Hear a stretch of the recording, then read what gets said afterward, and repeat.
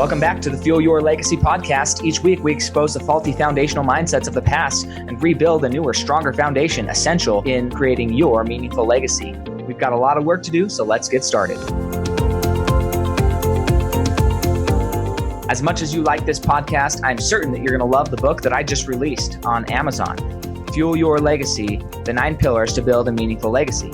I wrote this to share with you the experiences that I had while I was identifying my identity, how I began to create my meaningful legacy, and how you can create yours. You're going to find this book on Kindle, Amazon, and as always on my website, samknickerbocker.com. Welcome back to the Fuel Your Legacy show. And today we've got another great guest out of Phoenix, Arizona. This Arizona place is growing on me. Going back in March, maybe we can meet up while we're down there. But today, talking with Rafael, he's a second generation entrepreneur. Actually, came from Yuma, Arizona, if you know where that is. And after becoming one of the youngest firefighters in the county, he decided to launch his first company at 23, grew it, sold it in 2014. And then he decided, well, maybe I'll do something else, and got into real estate coaching, investing. And now he runs multiple companies, one of which he does wholesaling. So we'll let him explain a little bit about that. We've had quite a few wholesalers on the podcast. So if you haven't picked up on what it is, I would definitely invite you to go back and re-listen to some of those other podcasts with people who specifically do that as well. Hopefully we can get into a little bit more meat of that here, but definitely go visit Rafael on Instagram. If you want to go see him on Instagram, it's at Rafael CEO Pulse. Facebook is Wholesaling Inc. Twitter's Wholesaling Inc. So you can get him pretty much anywhere. He also has a YouTube channel. And then he's there in Phoenix, Arizona. So if you're in Arizona, traveling through Arizona, you might just want to hit him up and connect with him to see, especially if you're planning on moving there. Maybe he's got some inside dirt on where the market's at. But yeah, go ahead, Rafael. Explain to us Absolutely. Kind of where you're at now, where you started, how you got to where you are. What was the dream of, especially in entrepreneurship? There's so many different ways you can go. What brought you to where you are now? How'd you make that journey? And why did you choose to build your legacy where you're doing it right now? Okay. Yeah. Thanks for having me, Samuel. I appreciate it. And it's kind of like a loaded question, right? I think one of the biggest things for me starting off is I've always been curious. I was a kid that would sign up for, 7 different programs during the same season and that sort of thing.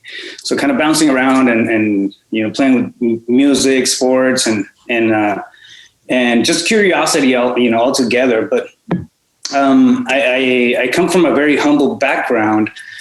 My mom had her mom and pop shop set up. It's like a very small grocery store. And that's kind of where I started seeing that, you didn't have to go to a 9-to-5. You didn't have to do things the traditional way, because I never grew up used to seeing that. Single mom with a small business was just, unheard of back then. So I think that's really kind of where it all started. After that, I got into, of course, went through high school, went to college, and I wanted to do something quick. I like school, but I didn't see it as I didn't want to go into a teaching career or become anything like. I wanted to have my own thing. I always kind of wanted to create my own experiences, and I think that just kind of comes up from curiosity. So at 19, I became a fireman in Yuma. And I did that for several years. But what happened during that time is that I ended up in this career almost by accident. Really, it's one of those things that if you're not conscious about what you're doing, you kind of fall into the rhythm of the environment, and that's really what happened to me. So in my town, you would become a correctional officer, a police officer, or a fireman if you were focused and doing good. Other than that, it was just farmlands and everything around it, right? So, small type of jobs. Anybody who made it big, became an attorney or a doctor, that sort of thing. But it was the path of life, not necessarily the entrepreneur spirit living everywhere like we see it now. So to me, it's I kind of fell into that, but I got lucky enough that I had captains and people around me that were thinking outside the box. As I started going through the fire department, and that got me thinking. Me and a captain of mine, we sat down one night at Applebee's and we were having a couple of beers. I just turned 21, and he goes, "You know what? We have a lot of time in our hands. We could use the time that we have to build a business and then do something." And that's really kind of when it landed. And I realized that, okay, my mom had a business. That's how I grew up. I've been seeing all this stuff. And now he's planting this big idea in my head. So crazy story. It really happened over a couple of beers. And he comes up with the idea to set up a funeral home in Yuma. And then we started kind of bouncing around other stuff. And I ended up with the idea to start up a non-emergency medical transportation business. It's an ambulance service, wheelchair and stretcher patient transport, that sort of thing. And it's what we were seeing on a daily basis. So they would take an ambulance out of service to put them, to go take a dialysis patient or something like that. So you're taking an emergency vehicle out of service to go do a non-emergency run, right? It's not cost effective. And if something happens and you're down units, nobody can respond, it takes time. It's inefficient, right? So I'm like, all right, cool. I can start something like that. And I started looking into it, doing some research. And I'm 21. Well, a couple years forward, I ended up moving to Phoenix because I saw more opportunity there. I launched that company, that medical transportation company, which is Netcore Transports. And this is 2006. And he set up and he launched his funeral home. So he owns a couple of funeral homes now back home in Yuma. And I ended up building that company, the transportation one, and then selling it in 2014. In the interim, I got into real estate. But it's one of those things. Once you build it up and once you get the itch and you start seeing that things are actually doable, it becomes like this snowball effect almost. It's hard to stop. You can't stop. Just keep going. And really, it reminds me of almost burning the ships once you go, because when you start to see results on your end as an entrepreneur, it breaks the mold of the 9-to-5. Like I'm probably the worst employee in the world right now. I couldn't sit down and work for somebody else if I wasn't learning, growing, or being inspired by that person.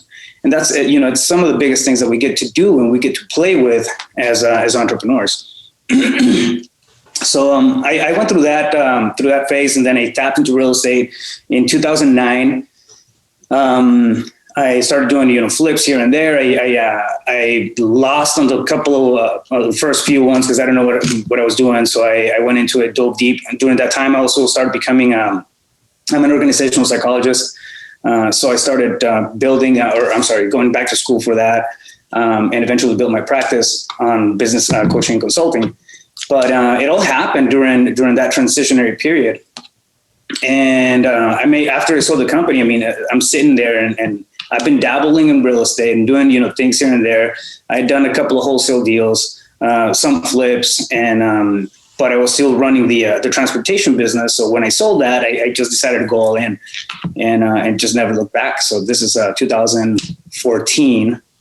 And I was blessed enough to come across really, really good mentors in the real estate investment space. So, after that, one thing led to the next, and now I run three businesses. One is the organizational psychology practice. The other one is I'm a real estate broker as well, so I'm a brokerage in town. And then my wholesale and remodel business, which is Pulse Capital. I love it, man. There's so much to dig in here, and just to call out.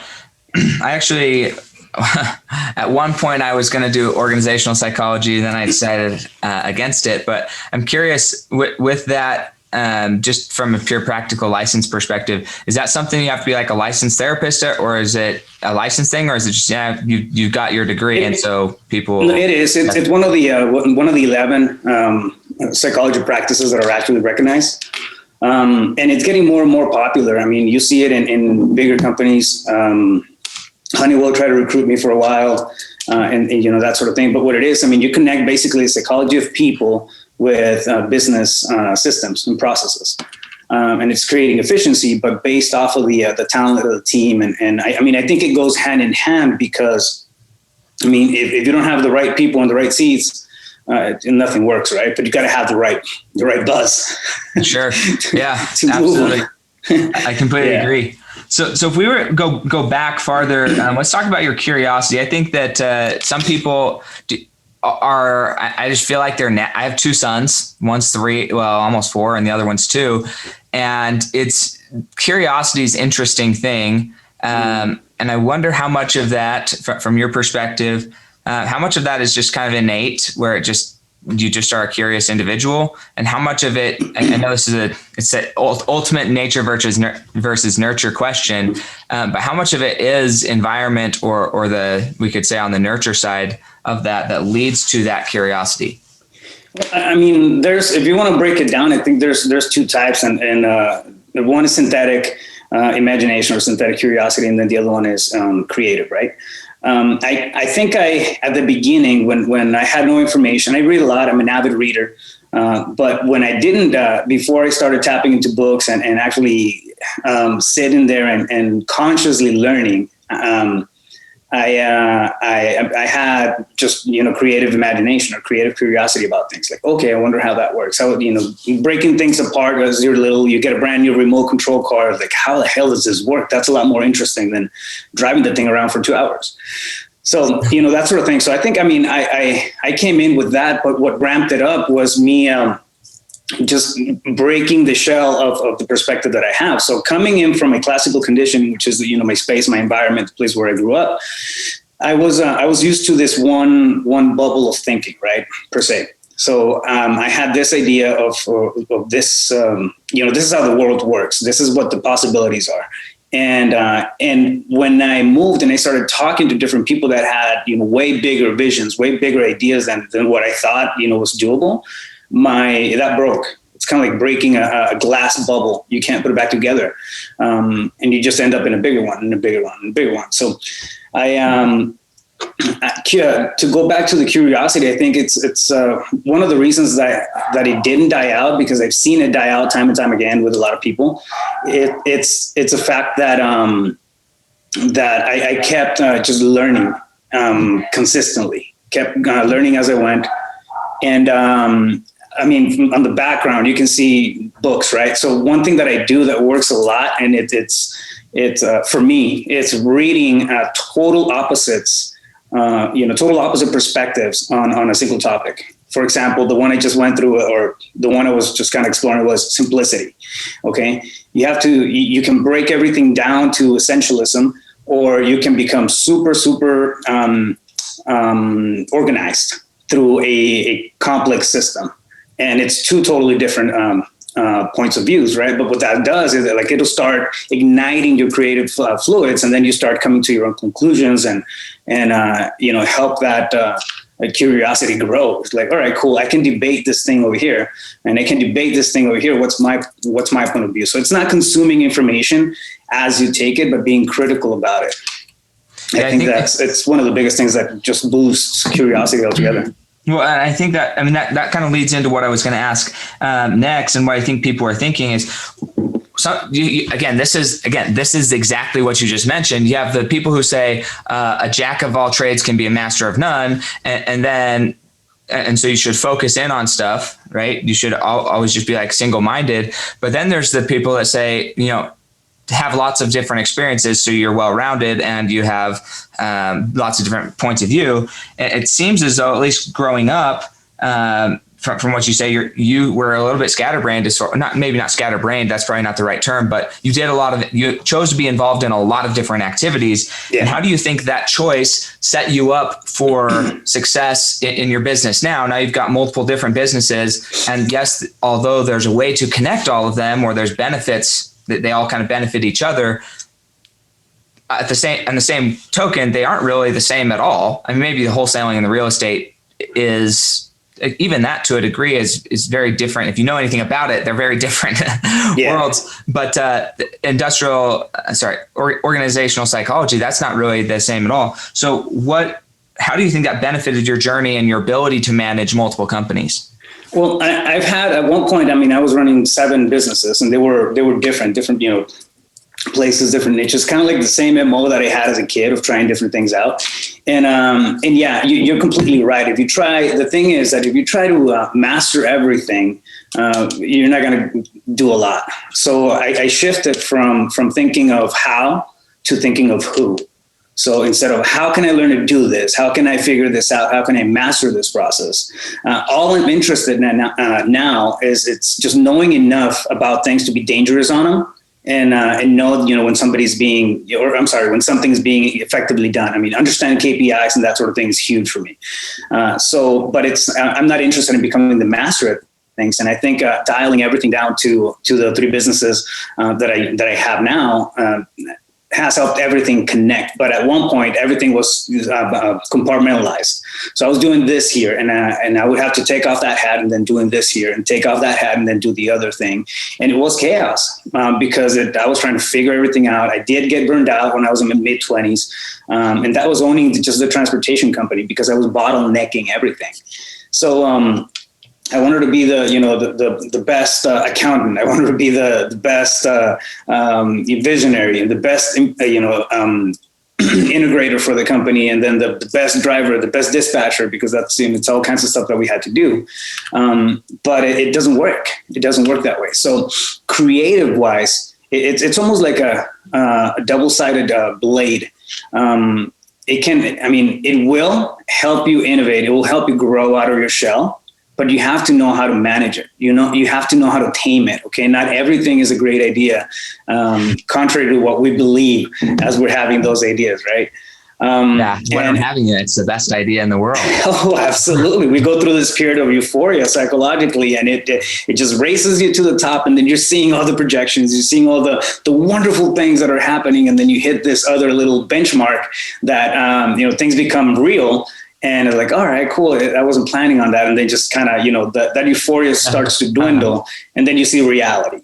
It's a trick. But for me, what's worked is just being aware now of where I stand. Okay. And for example, my emotional cycle is huge for me. At the beginning, when I'm tapping into something or brainstorming on an idea or just something new, I know I'm going to get all hyped up. I have to give that some time. I can't pull the trigger on things like I used to right there and then. I can't, because it's just, I know me, and then I'm going to shoot first and aim later. And for the sake of staying sane, it doesn't work well. Yeah, for sure. Well, I think that one of the things that you mentioned that I want to highlight, because this is really what I think, and I've seen this in my life. I'm trying to move more this direction. I don't even know how many people I've interviewed at this point, and they're consistent on this thing. And I just am like slowly learning how to apply it into my life, in my own businesses. But the fact that it's not about becoming the best at a thing or what, but knowing who is the best. Yeah. And I think when we all start out, we try and be this scatterbrained thing. And like you said, you need to be aware enough to be dangerous, but only really aware enough to really select somebody who's a sniper at it.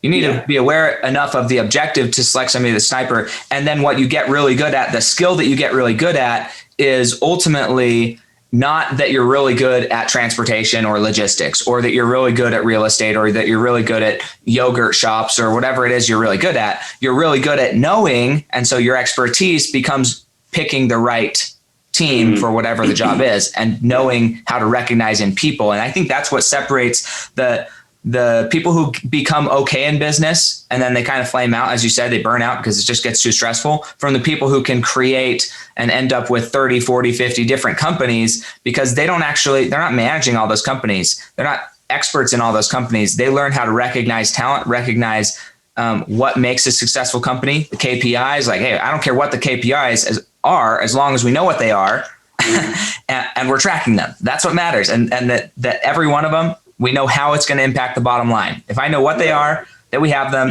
and that how they're impacting the bottom line, you can make any company successful, because then you can find people who are good at those KPIs, and you don't have to be good at it yourself. And so I think that's a huge topic to learn. And it doesn't matter what area, whether it's parenting, religion, leadership in your community, politics, literally none of it matters. One of my favorite, I don't know if it's a quote or whatnot, but you've probably heard of this. I think it's in Think and Grow Rich where they talk about it, but Henry Ford was on trial for not being smart or whatever. Phone. Yeah. And he's like, look, I don't know the answer to that. And I don't think it matters because I've got a button on my desk to somebody who does, and like, that's all that matters is that I have a button on my desk to get me that answer when I need it, but I'm not filling my head with a bunch of useless information that I don't actually need to get the job done. And I think although we all a lot of people grew up with that, hearing that story, we need to internalize it a little bit more. And some people it's natural for, some people it's trained. How do you feel like you went about internalizing that? Well, I mean, now I understand burnout. I mean, I went through the high of breaking everything through, breaking through walls with my forehead. And it felt really good because I was getting results and I'm, building this company and I'm, mid-20s and I'm doing good and I'm like getting contracts and all kinds of stuff. And it felt really good, but I was a bottleneck, as well. So at the beginning, especially if you're bootstrapping something, right, you have to wear every single hat. It's just the way it works. You either put, capital into it or elbow grease. But building a business out, you have to, now I understand that you got to know when to step out of every single one of the hats that you're wearing. And I do that now as fast as possible. So internalizing it for me wasn't really an epiphany. It wasn't a matter of talent. It was a matter of me hurting and building this big pain around it because I did get burned out. My motivation went, down the drain, and I just didn't feel like going to the office and building this company like I was because I was just tired. I was exhausted. So the team started feeling it, and actually they came back and they picked it up. All right. So that motivated me to go through it. But internalizing the thought process was really just going through all that pain and understanding, through the bad experience that, okay, I can't do that. Now I understand myself. I'm aware of it. And me as a business owner, I like to lay out the blueprint of the business. That's actually what I do as an organizational psychologist, right? I see the best, case scenario. How can we work it? How can we dial it in? And then I put somebody else to execute it. So I keep myself at the bird's eye view of the whole of all the companies, because then I can see what's going on in every single different stage. If I'm, for example, in the wholesale business, if I were doing or boxed in doing acquisitions. Right. I'm only going to see what's happening in acquisitions, but I'm not going to understand the dispo process or the lead generation process or the negotiation process or the, how to get, sellers and any of that stuff. I'm boxed in. But as a business owner, you have to keep yourself up here, not for the sake of ego, but for the sake of being able to understand the overall picture and come in as a consultant to your own business. No, I love that as far as positioning and understanding what the positioning. It's so easy to talk about all of these concepts in a business context. And one of the things I really want to stress on the show for you, the listener, is that you are the CEO of your life. And so that does extend into all other areas: your fitness, your health, your religion, your faith, your family. Like every area of your life, you are the CEO. And the sooner you accept the role of CEO, then you can become a successful CEO. If you suck too bad at being the CEO of your own life, somebody else will start controlling your life for you. Oh yeah. Whether that's your children, whether that's the government, whether that's your bank account, whoever's whether you realize it or not, it's going to happen. Yeah. But somebody's going to control your life if you're not. And so understanding that you're the CEO, what we're talking about, these are skills. It's easier to talk about it in business because it seems like it's a fairly universal language across the multiple countries. But this is true everywhere, that you're a CEO of your life. And we need to understand how do these principles we're talking about filter into other areas. So one of the things that you mentioned was you started off with the idea with number one. So again, if you're listening to this, who is your guide? He had a captain in the fire. I don't know what to call it. Fireman Corps? Fire department, yeah. Fire department, right? I don't know what to call it. But so she had a leader who sat him down at a young age and said, look, we've got a lot of time. We could do something more. Who is that person for you? I don't care if it was when you were 3 years old, 10 years old, 20 years old, 50 years old. But at some point, hopefully somebody sits down with you and says, look, there's more, there's greatness in you. You can achieve more. There's something that you're worth being remembered for. Let's go do it, right? You don't have to stick around and do the same thing the rest of your life. And if you haven't had that conversation, if nobody's ever told you that, I'm telling it to you right now. Rafael's telling it to you right now. You're worth being remembered, and there's something specifically that you're worth being remembered for, and there's something that you can create. So with you, started out as this potential funeral home thing, but then it turned into a transportation service. How did you recognize that niche of a problem? Like what happened where you're like, okay, this needs to be solved yesterday? So it's an interesting question. There's when you're actively learning, sometimes you don't even realize it, but you just got to keep your ears open, right? And there's a lot that can happen when you put yourself in an environment and you start paying attention. You start learning by osmosis, listening to conversations, just seeing what's happening instead of being, on the phone all day now, or thinking about video, I don't know, you call it, right? But if you pay attention to your environment, to the conversations that are happening around you, you're going to get used to those conversations. I mean, they can be good, they can be, positive, they can be negative, but they're going to have a big impact on you. To me, it wasn't, I didn't sit down and actually think it through, like, okay, what's a problem that I can come in and solve? I wish I had, but it wasn't. Transportation business was a bad choice for me. I was looking for the money. I was looking for a business. I wasn't really looking for purpose. I wasn't looking for, I just wanted to, make a dollar. That's it. So I went into it for the wrong reasons. And the reason I came across that problem, it's funny, but I was transporting, I was YRMC. So I was at the hospital and I'm there. We had just dropped off a patient. I'm sitting there with a gurney in the elevator. And then these two other guys come in to that same elevator. They have an old gurney. They look all raggedy. And that was a transportation company in Yuma. And I was like, man, I wouldn't want my mom, being handled by these guys. Like, they can't even tie their shoes. And that's me thinking. I didn't say anything, but it's not polite. But that's what I was thinking, right? It was like, and that's kind of how what solidified. And that happened after the conversation I had, at Applebee's. So that's kind of what solidified the whole thing and made it a valid, like, yeah, that's correct. It is a real problem. There's something here. So I was almost thrown into that solution, right? But it's because I was just in the right environment where I could catch it, where I could, see it happen. Had I been a police officer, I would not have seen that problem. There are ways that you can, come in and sit down and then figure out what solution you can bring to the world. But I have this battle with all the posts and all the memes that say, follow your purpose and follow your passion. I get it, but you got to find a way to make it logical. You have to find a way to make it logical and monetize it, because if you can't keep the lights on, your passion is going to go down the drain. You have to be, in this world nowadays, you have to be, somewhat pragmatic, about things, and not just, sell everything and all your assets and then go tap into something without doing research. And I see it happen time again. Why? Because people get motivated.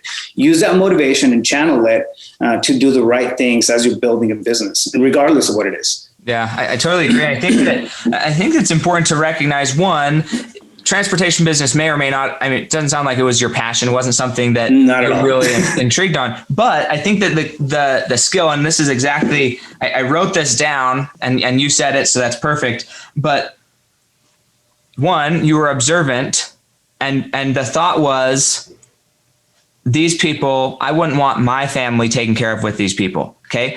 Yeah. But for better or worse, right? We've been raised in a society where to a certain level, there's some I'm going to call it objective judgment, right?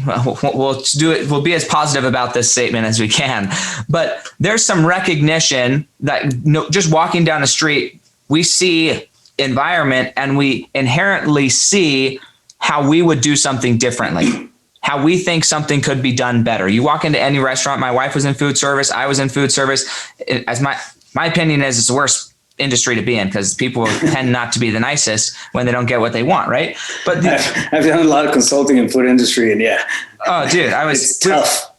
We were out at Applebee's just for my birthday, so I'm turning 28 in 2 days on February 15th, and so we were out at Applebee's with some friends, and it was just the worst service. Like, I'm a naturally very, very patient person. Like, I can just whatever deal with it. My friends, my mom, not my mom, my wife, not as patient, and so they're like, hey, let's. I can wait the table. If you're struggling to wait our table, I'll go back there and grab my food and I'll bring it out here. And then the waiter would come up. Hey, what is there anything we can help you with? Yeah, we need some more water and some more drinks. And so he'd disappear for 15 minutes, come back. Hey, is there anything we can help you with? And we're like, yeah, they're still waiting on our drinks. He's like, oh, I've been so busy. I haven't even been back. Wow. And it's like, dude, we watched you. There's not that many. It's COVID, right? There's not that many people in this restaurant. So there's 3 tables. Yeah, like that's not a very good excuse. But point is, are you able to recognize something that you would do better? And maybe you're not passionate about it. Maybe it's not your calling, but maybe that thing is what gets you off the ground and gets you to learn something about business or about organization, or maybe it just helps you get the funding. For 3 or 4 years, you run this company that you don't love, but it helps you get the funding to springboard into what you love doing. It starts with, are you conscious of your recognition that you feel you could do something better? If you feel you could do something better, chances are there's 100 people lined up behind you who wish it was being done better. And so all you have to do is find those 100 people, get them all to pay you $1,000. That's $100,000 a year, and you're done. I mean, you got $100,000 a year. If it's a residual, you've probably made $1 million company, depending on what industry you're in and the multiples.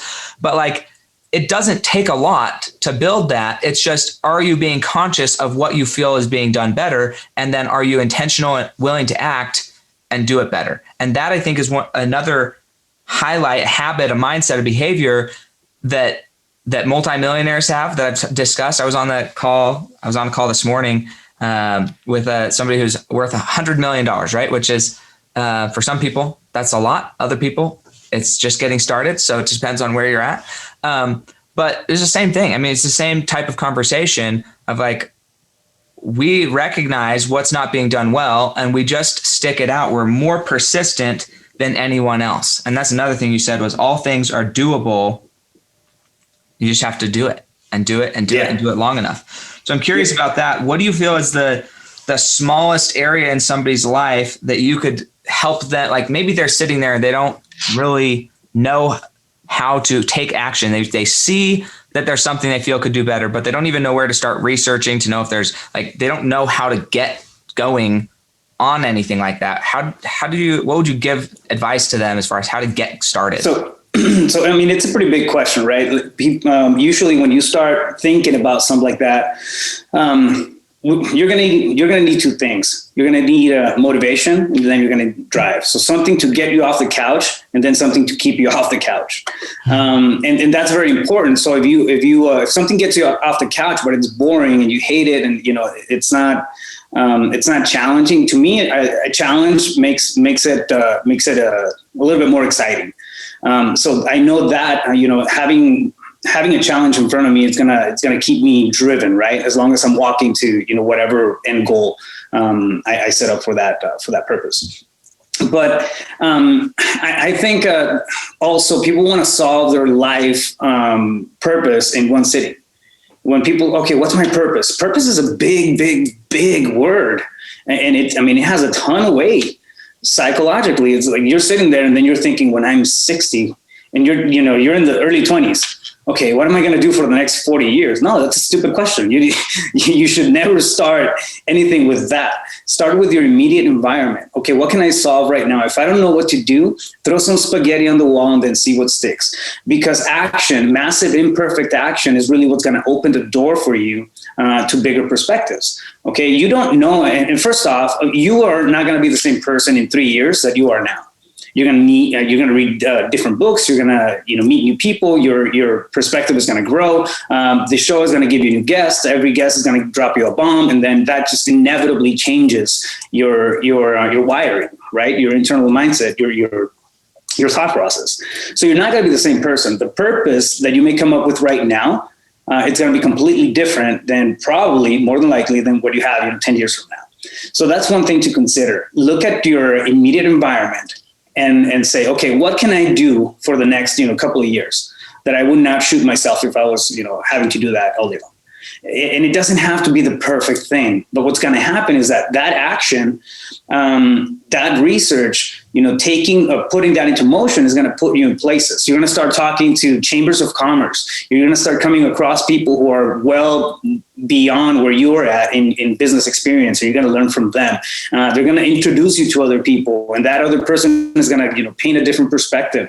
And then that perspective is going to bring you a new opportunity. And the next thing you know, 6 months down the road of taking action, massive imperfect action, is going to do what you could have not done in 15 years of just theoretical thinking.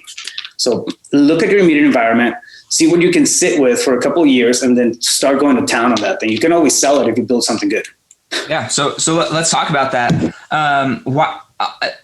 Obviously you found out that you were burnt out. It wasn't a good fit. Was there any other reasons why you sold the company, or was it like, why didn't you just move more into a management position of that company, keep ownership, and go actually do what you love doing? I was working about by the time I sold it, I built the systems and the team and everything up to a point where I was working on average anywhere from 4 to 6 hours. A day or a week? No, a week. Okay. 4 to 6 hours a week.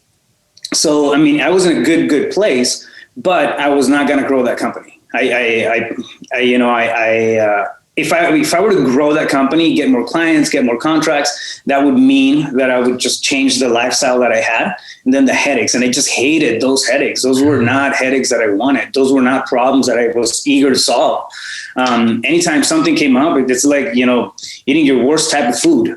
I got to eat that again. And I just hated it. There's some problems, they're like, okay, cool, that's a challenge, I'll solve it. And then you play around with it, and then you're still in your happy space, right? But to me, it just became, a burden more than anything else. So you know what? I am not the best leader for this company because I'm not going to grow it. Even if I have the talent or build the knowledge or the connections, I don't want to. It's not my desire to grow this company. And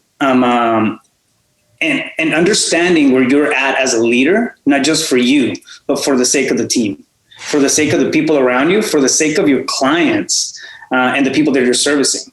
You created this solution, right? So if you're no longer the solution, why stick around? Why make that mistake and make it, worse for them, and then drop your credibility, your reputation, and then just, do a shitty service if that's the case. So for me, it just became one of those things. I realized, okay, there's other things that I can tackle. At that point, I was well into. I was already an organizational psychologist, so building my practice on that, and I teed it up for the sale point, and it just became. I realized I was not the best leader for that company anymore, and I moved on. I love that. As you were saying it, as you were talking about why you sold it and kind of all the things internally. I wasn't sure if you were going to say it, but you did, which is it always brings a smile on my face when we're thinking about the same thing.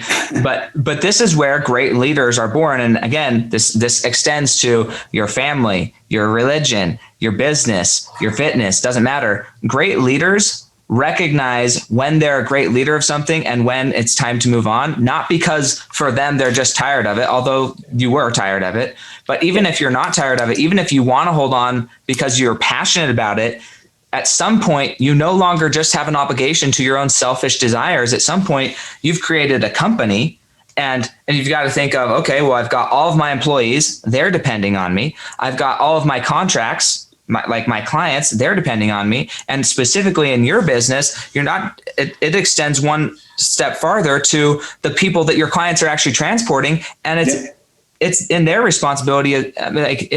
There's a certain level of responsibility or accountability to give them the best service. And at some point, if you're not the best one to do that, then it's time to exit. And think about that in every area of your life. It doesn't matter where you're a leader, doesn't matter what organization you're building. And sometimes that's difficult, especially in family relationships. I don't know if you're married or not, but sometimes one person will be in charge of the finance just because like socially or culturally it was designed that way. And then the other spouse actually has the skills and is way better at it, but they've never had a conversation. It's like, dude, because you are unwilling to let go of whatever this social culture is, you're hemorrhaging money. You're hemorrhaging relationships. You're hemorrhaging these things. Maybe it's better if you step back and that was no longer your job. It was no longer your job to do this in our relationship. I will do the dishes for the rest of our lives because for you, it always puts you in a bad space. It always makes you unhappy. At that point, you need to step out and say, look, I'm a better person when this isn't something I have to do. Now, whether the other spouse takes it over or we pay somebody or whatever, we find another solution and recognize where you're good in a relationship or in a business or anything, and where you're not good, and outsource that. And sometimes that outsourcing means separation from a business, from religion, whatever it is. Sometimes that outsourcing says, hey, I just got to step away. And recognizing that, I think, is something that the great ones, they've been able to drop their ego enough to say, okay, I'm no longer the best fit for this. Even though it's probably bringing you in great money, at some point it's like, you know what, I'm just no longer the best fit. And out of obligation to all these people who have trusted me, I've got to cut the company loose and step aside. And it goes both ways. Sometimes you have to cut people loose out of your life because they're not best for your life, or you're not best for their life, either way. But taking that type of personal responsibility and accountability, talk a little bit more about that process, because that's something that everybody needs to understand how to go through that process more. It's the personal responsibility, man. That's the game changer. Everything that happens to us, and it doesn't matter how you frame it, how you put it, everything that happens to us, it's our own fault. If it's good, it's our fault. If it's bad, it's our fault. And assuming responsibility for our actions is the best thing, and actually step one to building anything that's real. Okay. If you walk around and you say, oh, my HR person did a bad job. No, you hired that HR person. You did a bad job hiring that HR. So you have to take that hit as an entrepreneur, right? Anything that happens under your umbrella, you have to assume that responsibility for it. And I don't mean that at an emotional sense. I mean that you have to assume the responsibility of correcting it if it's something that's going, bad. Now, if you transfer over to your personal life, it's the exact same thing. Personal growth, anything that you learn, anything that you know or you don't know is your responsibility. You have to ask yourself the question of why consistently, all the time. Why? And I wonder. I think those, the combination of that is really what opens the mindset for everything. And then it gives you that level of responsibility, because once you know something and you're aware of it, you can't lie to everybody else, but you can't lie to yourself, right? And it just becomes almost inevitable. So I think that's where consistent growth comes in. Always, learning, always listening to new podcasts, going to training, seminars, cutting the learning curve.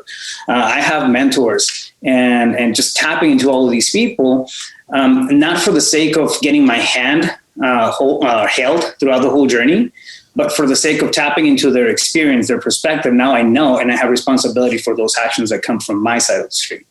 Yeah, totally important. I'm curious, in that level of personal responsibility, as you were exiting your company, did you come across people who were, as you mentioned, you can lie to everybody else, but you can't lie to yourself. And I'm not insinuating that you intentionally were lying to people, but there's a reality that people see what they want to see. Okay. So were there people who were in the process of you exiting saying, what are you doing? Like naysayers, haters, people, hey, no, you can't leave. This is the dumbest thing you've ever done. You have this wonderful, successful company. Why can't you just be happy with it?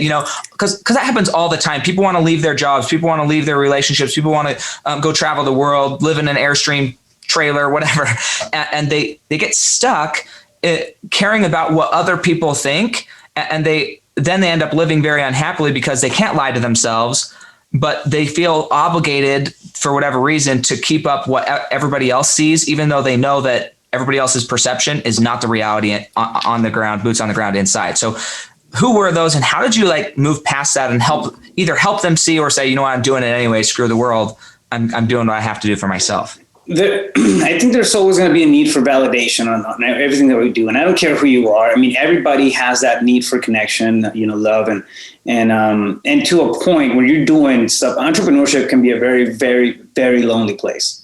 Why? Because even if you have, 50 people under your company, like I did with that transportation business, nobody has my problems. Nobody understands the bird's eye view of the whole thing. So you have limited amount of people that you can talk to. So everybody's seeing this other picture. At the end of the day, it really comes down to figuring out what your truth is. And what I mean by that is at a very, very personal level. What are you here for? What is your truth? And your, truth, purpose, whatever you want to call it, but it takes years and years and years to figure that out and actually come to terms with something that you hold on, that it's so solid that you're not fearful.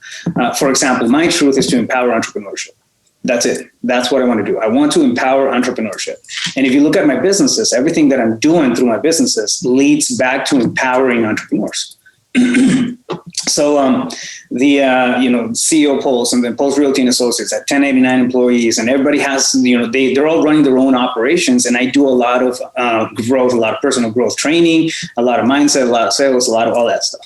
But it's at the end of the day, every action that I take has to empower entrepreneurship.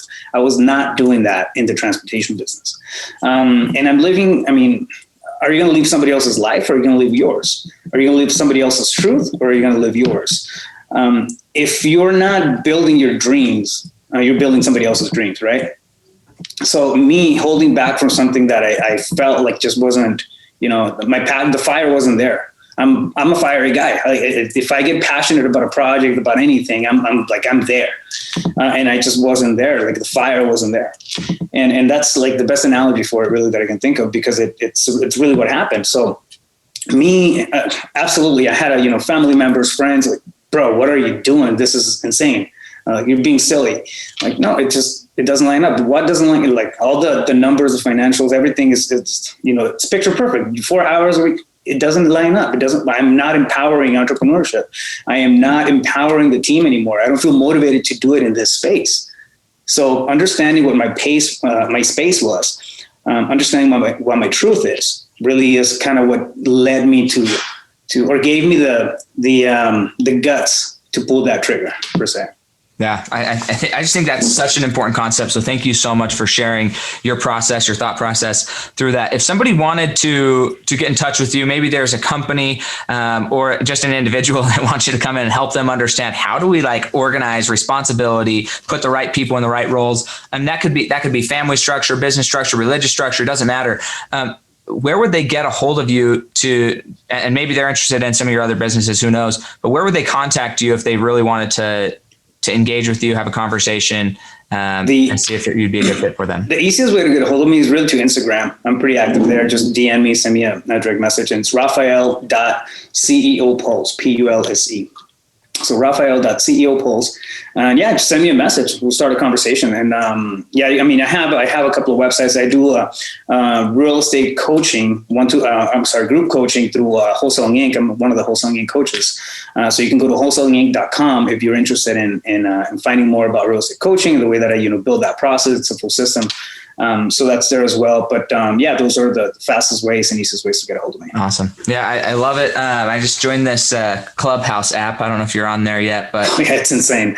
It's if you blink, 3 hours go by. I know, right? It's such an interesting world, but definitely an exciting world. If you get a chance to get on there, it's wealth of knowledge. You can have direct conversations, get direct mentorship from tons of world-class professionals. I was listening to MC Hammer the other day, just like, it's like, why is this guy on? I don't know, but it's cool because he's telling about who his competition was when he started, how it transformed throughout his career, why he's branded one way versus the other way. I'm like, man, all the stuff that you think, oh, he's just some singer, he's singing about whatever. Some of the professional artists, like music artists, they're some of the most strategic, absolutely, business people that you'll ever meet. You think they're these entertainers, and it's not that they're not entertaining, but their business acumen is far beyond most other people's business acumen. They're managing so many different types of things. Their branding is so much more crucial, where they show up, how they're like, everything is so much more crucial in their business. Yeah.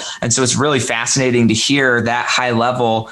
And you think this person, because their lyrics don't sound all that intelligent, and then you have a real conversation with them and they're brilliant individuals. Like, wow, sometimes it's better to just listen and learn rather than have preconceived notions. So we do have 2 ears and one mouth, right? So we can listen as much as we talk. Serious. We hope we learn that young. So this next section is called Legacy on Rapid Fire. You ready for Legacy on Rapid Fire? Let's go. Perfect. What do you believe is holding you back from reaching the next level of your legacy today? Saturation, taking on too many things at once, and then trimming it down from there. And what's the hardest thing you've ever accomplished? I think building for successful businesses. What's your greatest success to this point in your life? I would say my kids. Yeah. Love it. And what's one secret habit, mindset, or behavior that you believe has contributed most to your success? I have a morning routine anytime, or I wake up at 6 and I do not start to work until about 11 a.m. So anything from 6 to about 10, it's me. It's meditation, connection, creativity, personal growth, reading, and working out. So that's my morning stuff, non-negotiable, happens every single day. And then it just from there. But if I don't tee it up that way, the whole day is usually a lot less productive. Fantastic. And what are one or two books do you think the Fuel Your Legacy audience could benefit from? Two favorite books. One is The Alchemist by Paulo Coelho. Love that book. It's a great fable. But it has so many golden nuggets as far as self-discovery in it. And then the other one I would recommend is Psycho-Cybernetics. Both really good books. Very good books. You have to read, like when you read them, you'll probably need to read them 3 or 4 times. Yep. Repeatedly, like right in a row, to even really get in the mindset of what they're saying and really have it opened up. Otherwise, it'll just be a good book. But if you read it 3 or 4 times, that's when like your mind really is like, oh, I get it. You know, so, it lands. Yeah. Yeah. That's awesome. So this is the final question, favorite question of the whole show. Really why I started the podcast. And this is, what legacy are you actually building? So, how do you want to be remembered? We're going to pretend that you've died. We're now 6 generations from now. So this is your great, great, great, great grandchildren sitting around the dinner table, discussing your life, the impact you had, the legacy you left. What do you want them to be saying about your legacy 6 generations from now? I want them to acknowledge the ripple effects that happened, because my purpose was empowering entrepreneurship and the lives of the people that were impacted by me at one point. That's, if I can make a ripple effect that big, I made my dent. Fantastic. I love it. Hey, thank you so much for joining us on the Fuel Your Legacy show. For you as the audience, remember that you're worth being remembered, right? It's such a simple thing to forget that you actually have value, because there's so many other people and we're so stuck in the world of viewing other people's value. But just take a second after this or right now and push pause, think about, hey, what today did I do that's worth being remembered? You know, how am I building a life and living a life that's worth being remembered? Because it's my belief and mission to help you see that and help you show that to the world. So thank you so much for listening. Go hit subscribe and rate and review it if you feel so inspired to do so. And Rafael, thank you so much for sharing your time with us this morning. Thanks for having me, Simon. There's so much stuff we could do in the world. You know, and I'm just grateful that you chose to share your time with the Fuel Your Legacy audience and share how you've built your businesses and how we can each do the same. Absolutely. Again, thanks for having me. It's been a blast, man. Okay. Catch you next time on the Fuel Your Legacy show. Thanks for joining us. If what you heard today resonates with you, please like, comment, and share on social media. Tag me. And if you do give me a shout out, I'll give you a shout out on the next episode. Thanks to all of those who've left a review. It helps spread the message of what it takes to build a legacy that lasts. And we'll catch you next time on Fuel Your Legacy.